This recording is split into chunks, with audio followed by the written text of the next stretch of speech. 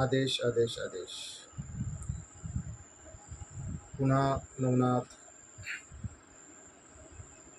सनातन धर्म, नाथपंथ व नाथ भक्त या सर्वांना माझा अलग आदेश।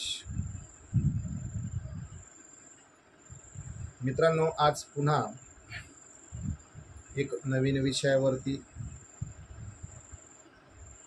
तुमच्याशी चर्चा करणार आहे, बोलणार आहे।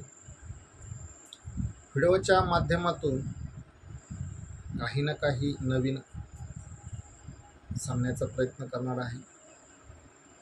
मी सांगेल ते सर्व पुरातन आहे, जुनं आहे, जे काही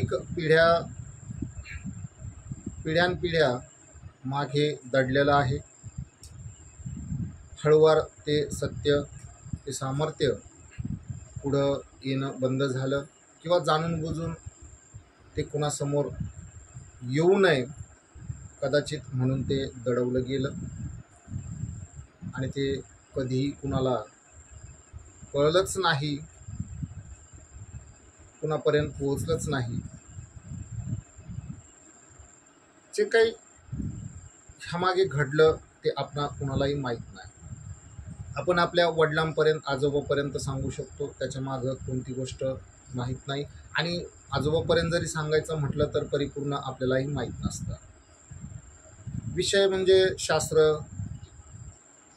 गुरु, परंपरा या सर्व गोष्टीमध्ये आता कमतरता भासते। ह्या गोष्टी लयास जाण्याच्या मार्गावरती आहेत, म्हणजे जवळजवळ तर बऱ्यापैकी त्या लयास गेलेल्याच आहेत।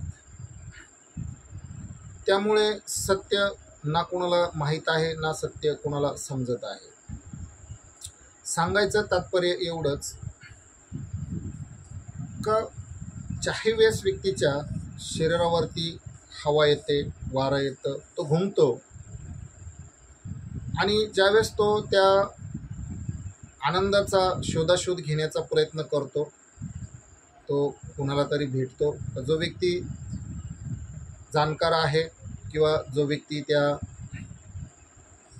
क्षेत्रातला आहे, ज्याच्याकडे लोकांचं जाणं येणं चालू असतं, किंवा मग त्याला कोणीतरी त्याच्याच ओळखीचा व्यक्ती सांगत असतो का अमुक अमुक ठिकाणं जा, त्या ठिकाणं तुझं नक्कीच कार्य होईल, तो व्यक्ती तुला नक्कीच गुण देईल, तुझ्या संगती जे काही चालतंय, जे काही होतंय तो त्याचं निवारण करेल। मित्रांनो, ह्या ठिकाणं थोडंसं समजून घेण्याचं, थोडंसं जाणून घेण्याचं आपल्या स्वतःची जबाबदारी आहे। ज्या व्यक्तीला हवा येते, अंगात येतं, त्या व्यक्तीनं जर थोडासा धीर धरला, व्यवस्थित व्यक्तीच्या संपर्कात जाऊन त्यांनी कार्य करून घेतलं तर नक्कीच त्याचं जीवन आनंदमय होईल। तो अंधाराकडून प्रकाशाकडे जाईल, अज्ञानाकडून सज्ञानाकडे जाईल आणि आध्यात्मिक उन्नती करून घेईल। तर हवा आल्यानंतर त्या शक्तीची त्याच्यावरती कृपाच म्हणता येईल। कृपा झाल्यानंतर त्या व्यक्तीला सर्वप्रथम त्या हवेला, त्या झालेल्या कृपेला बळ द्यायचं आहे, तिला वाढवायचं आहे, तिची जोपासना करायची आहे, पालनूक करायची आहे। योग्य त्या व्यक्तीच्या, योग्य त्या गुरुच्या सानिध्यात जाऊन सर्वप्रथम त्याला जाणून घ्यायचं आहे त्याच्यावरती येणारी शक्ती कोण। बहुतांशा असं होतं, शक्ती गजर ज्या नावाचा करते त्या नावाची ती शक्ती नसतेच। मुळात शक्ती स्वतःचं नाव घेतच नाही। जर नवनाथांचा संचार असेल, नवनाथांचा अनुग्रह कृपा असेल तर नवनाथ ना कोणाला घुमवतात, ना कुणाला घुमू देतात। ते स्वतःही घुमले नाही आणि इतरांनाही घुमू देत नाही, त्यांनाच नवनाथ म्हणतात।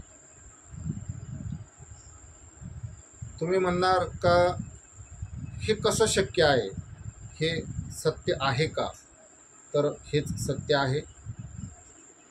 जे मी जाणलं तेच मी तुमच्यासमोर सांगतोय। ज्या गोष्टींचा मला अनुभव आहे मी त्याच गोष्टी सांगतो। मला माहिती आहे, हे शब्द ऐकून हा व्हिडिओ बघून कोणी ना कोणी ह्या व्हिडिओवरती कमेंट करेल, शिव्या घालण्याचा प्रयत्न करेल.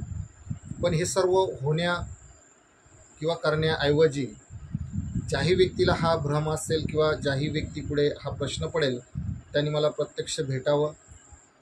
मी त्याला ह्या गोष्टीबद्दलचं सर्व ज्ञान मिळवून देईल, प्राप्त करून देईल. जसा मी माहिती सांगतो तसं त्याचं कार्य करण्यासाठी मागंही हटणार नाही. माझं फक्त 8 एकच राहील,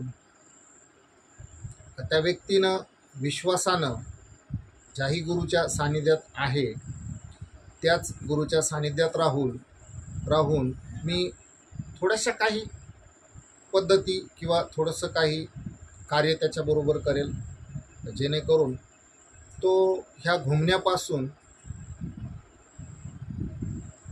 वाचून राहील, तो घुमणार नाही. त्याच्यावरतीही घनरूपाची अप्रत्यक्ष शक्तीची कृपा होईल आणि तो ज्याही वेळेस निवारण करण्यासाठी, लोक कार्य करण्यासाठी लोकांमध्ये बसेल त्यावेळेस त्याला त्याचं आणि इतरांचं सर्व भान राहील, सर्व गोष्टीवरती त्याचं लक्ष राहील.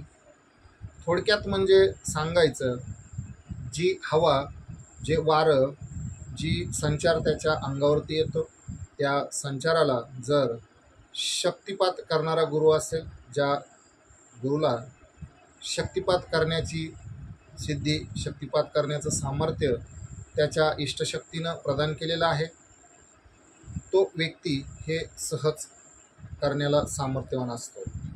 म्हणून मी हे शब्द तुमच्यासमोर आज बोलून दाखवत आहे. आशा करतो तुम्हाला हा व्हिडिओ आवडेल. जर व्हिडिओ आवडला तर नक्कीच संपर्क करा. व्हिडिओला लाईक करा, शेअर करा, सबस्क्राईब करा, इतरांपर्यंतही पोहोचावा म्हणून मलाही थोडीशी मदत करा. आदेश आदेश आदेश.